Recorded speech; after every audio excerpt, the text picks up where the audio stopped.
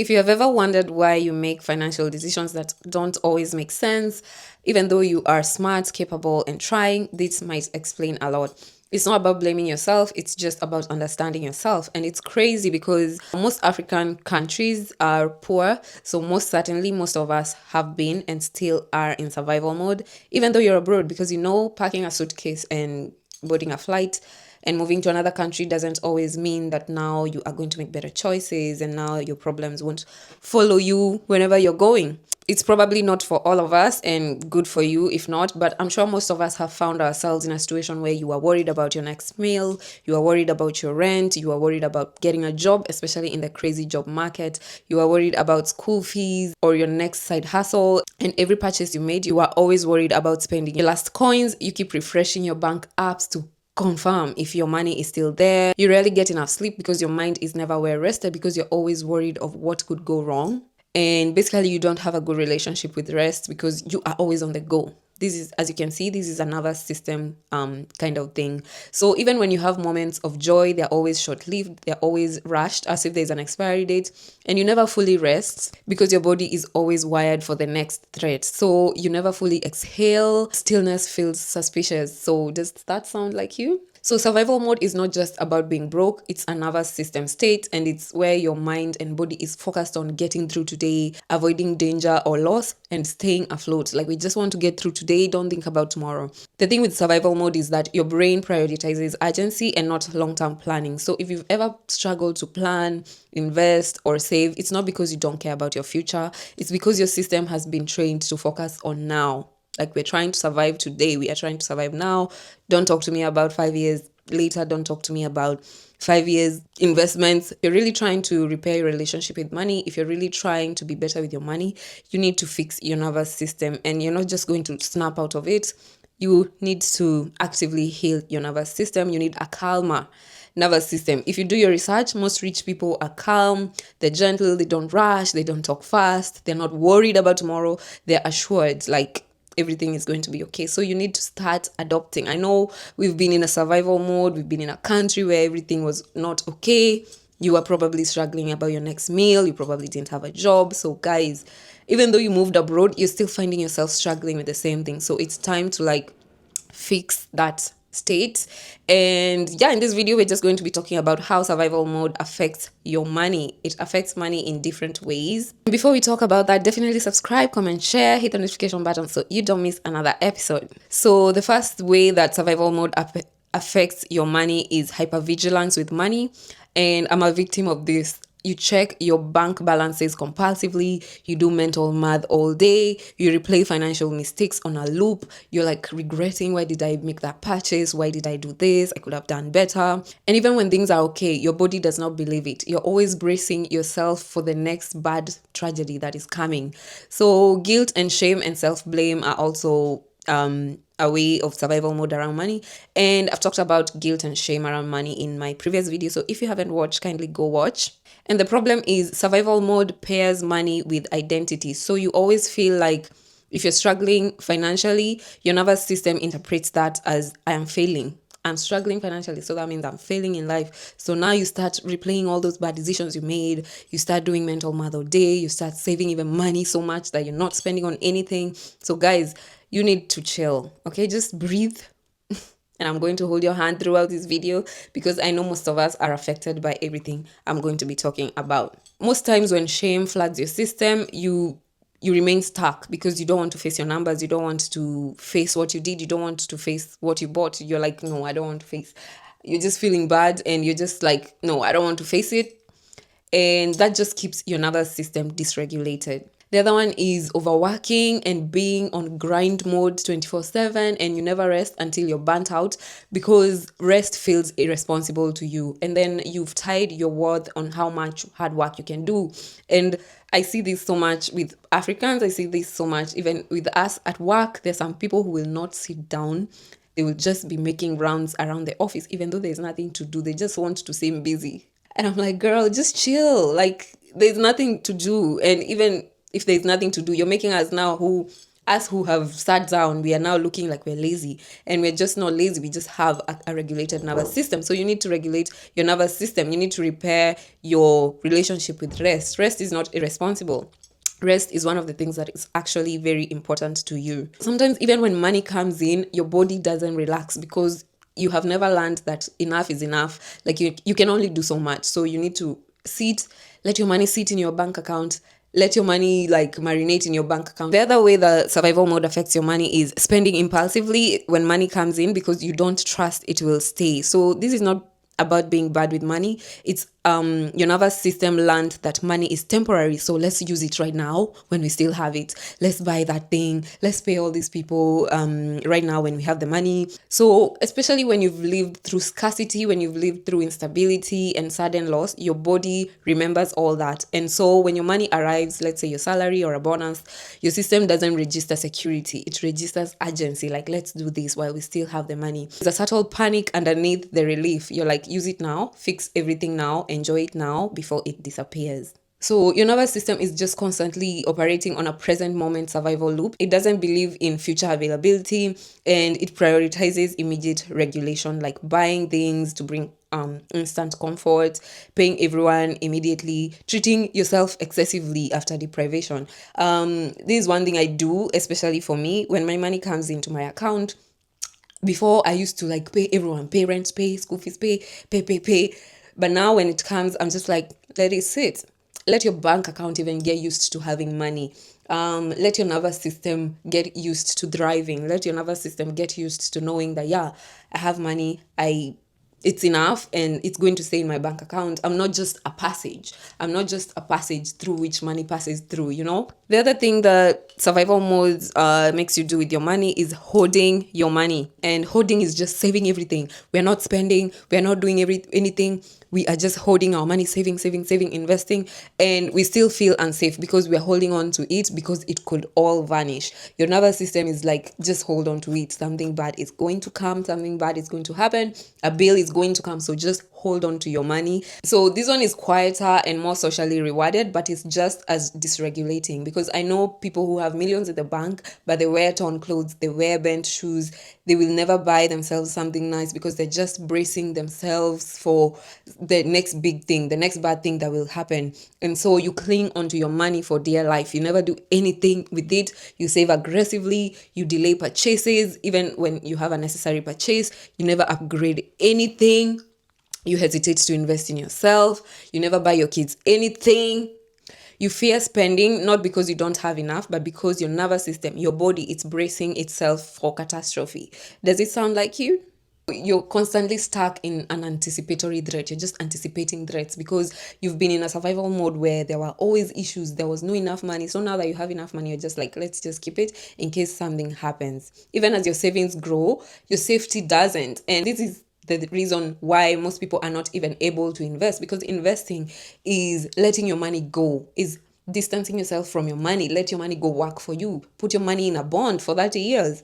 But now if you're holding your money, you just want to keep it under your bed or in your bank account so that when you log in there, you're seeing your money and it's just growing faster, or sometimes it's not even growing, but at least you have it. This is usually translates in you have money, but you're always feeling anxiety. You log into your accounts endlessly to confirm the money is still there. You feel guilty spending on rest, joy, and growth. You equate spending with danger and irresponsibility. You feel safest when money is untouched, and you still feel unsafe.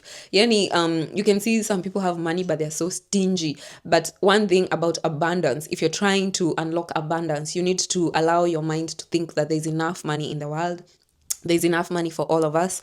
There's enough money going around. And so it's okay. Even if I tip that waiter, I'm not going now to go hungry because I tipped the waiter. So guys, learn to let go. Learn to stop hoarding. And this is survival mode disguised as discipline. So the body doesn't trust abundance to be stable, so it keeps tightening the grip. So guys, please don't hold all your money. If you need to buy yourself something nice, go buy yourself something nice. The other way that survival mode shows up in our money is we avoid looking at our finances because it all feels overwhelming. So there are people now who go on freeze mode. They completely disconnect. They never open their bills. They never open their emails. They tell themselves that I'll deal with it later. This is not laziness. It's a freeze response. Your system is overwhelmed and so it chooses numbness over panic. So you just choose to disconnect. Where pesa ikikam kwa account nitalipa watu wenye nalipa, but wait, acha to survive too. As long as we are surviving, we are living paycheck to paycheck, it's fine as long as I'm working.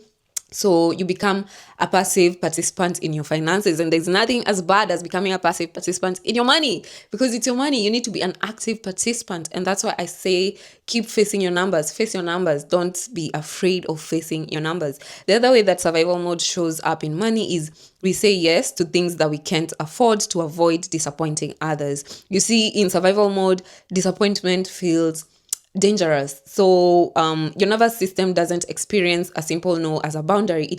It experiences it as a threat to connection. So somewhere along the way, your nervous system learned that being needed, being agreeable, being generous kept you safe. So when money is involved, the system prioritizes belonging over stability. You say yes even before you check your bank account. You commit even before you feel your body. You agree, then panic later. And the fear is not really about the expense. It's about, if I say no, it might cost me my friendships. It will make the people think that you're selfish. It will make people disappointed in you. It will make you no longer included, no longer loved, no longer respected. So you overextend yourself. You pay for group dinners that you can't afford. You lend money that yourself, you need that money, but you are willing to overextend yourself and show up for friends just so that you can feel needed, you can feel validated, you can feel agreeable. So you leave yourself feeling depleted, and you absorb the cost and start saying things like, I'll figure it out later. But please, guys, you need to know how to set boundaries, especially when it comes to money, because one thing about takers, they won't stop taking. They will take. You're the one who will put a cap on it and be like, no, that's about it. I can't give more than that. And it's fine. And it doesn't mean that now they're going to hate you. And if they hate you for saying no, they are actually not meant for you.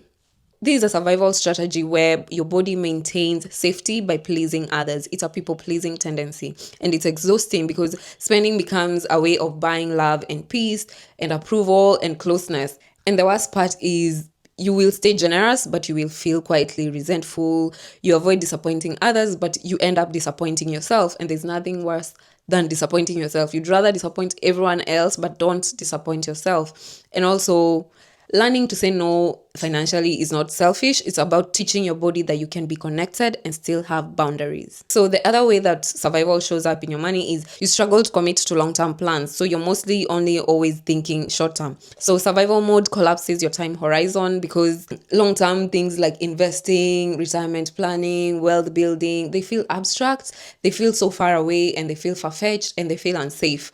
We are trying to survive today. Why are you telling me about retirement? So your nervous system is focused on right now, rent, food, transport. That's how you know you're on survival mode. You are only worried about today's needs, and you're only worried about living paycheck to paycheck. As you can see, it's not like you're bad with money. You have a safety problem, and none of this means you're irresponsible. It just means that your body learned that money equals safety. And at this point, safety for you feels fragile. And this is the thing, this is where a lot of financial advice misses the point, because you might listen to all the financial podcasts, you might read all the finance books, you might know how to budget, you might know how to invest, you might watch all the videos. But as long as your nervous system is dysregulated, financial education and logic won't stick. So guys, survival mode doesn't respond to logic, it responds to feeling safe. So what I need you to do is start allowing your nervous system to get used to thriving. Start allowing your nervous system to get used to good things happening. Start allowing yourself to think of big numbers. Start allowing yourself to think of your retirement. Start visualizing yourself as wealthy, as retired, as calm. And also start doing things in a calm manner. Always let your decisions stay in your head before you make a decision, before you make an impulse buy, before you send someone some big amount, before you do anything. Like, let your things marinate. Let your money even marinate in your account.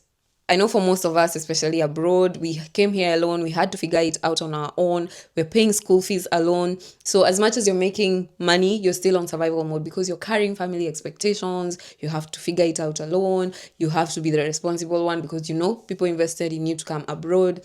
And you always need to be strong, careful, and self-reliant to make sure that you're making the right decisions. So guys, These kept you alive, they helped you cope, but survival mode is not the best way to go. It costs your peace, it costs your clarity, it costs your long-term growth, and it even costs your enjoyment, because as you can see, most of us are not even able to enjoy our money because we're just hoarding it all, or we're just spending it all. So we're not able to have a good relationship with money. But as long as you are just bracing yourself for impact, or bracing yourself for a bad thing happening, you are never going to be aligned properly with your money. So each day as you wake up, just teach your body that you are safe now. I know sometimes we are still in a survival mode, but you can still teach your brain to see things positively. I know your situation that you're in right now might not be looking the best, but you can still teach your body that I'll be okay. We'll be okay, and we are safe now, and I'm making a decision from safety. Every time you're about to make a financial decision, ask yourself, am I making this decision from fear or from safety? Slow down your money decisions. Like I said, stop impulse, pay that one, buy this one, like chill. Stop punishing yourself even for past choices. Sometimes I know we make crazy choices, but don't keep replaying them in your head in a loop. You're like, I could have done better, because that only keeps you stuck. And you need to just focus on consistency. Like, what can I consistently put away? That's how you start repairing your money, your relationship with money.